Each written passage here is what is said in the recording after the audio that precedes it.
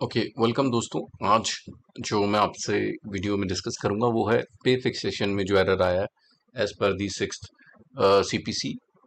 सो ये एक सामने केस है आपके जिसमें जहां रॉन्ग फिक्सेशन ऑफ पे हुआ है as per the implementation instructions for six CPC. So ये केस डला जिसपे उनकी फिक्सेशन ऑफ पे रॉन्ग हुई और उनके जूनियर्स के साथ उनको पैरिटी नहीं मिली।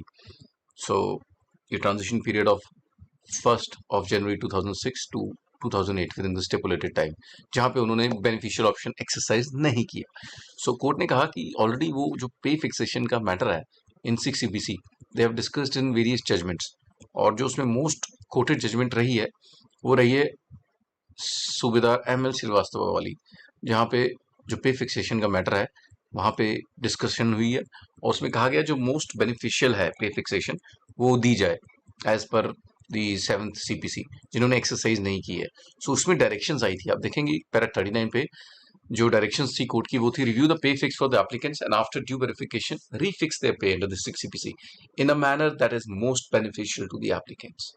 उसके बाद thereafter refix their pay in all subsequent ranks and one transition to 7 CPC where applicable, and also ensure that they are not drawing less pay than their juniors. ये बहुत इंपॉर्टेंट स्टिपुलेशन है।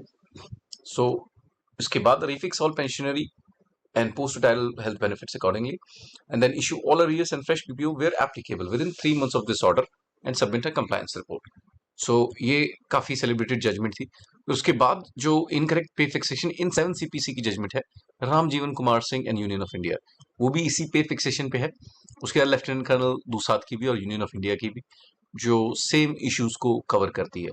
सो court ने इस particular case में भी यही कहा कि जो हमने डिस्कशन की है इन तीन जजमेंट्स में, आप इसके बेसिस पे फिक्सेशन की ठीक करिए as on rank of LEC on 1st of June 2006 in the 6th CPC, and after due verification refixes pay in a manner that is most beneficial to the applicant, और उसके बाद उनका refix करिए applicant pay on transition to 7th CPC and also subsequent promotion.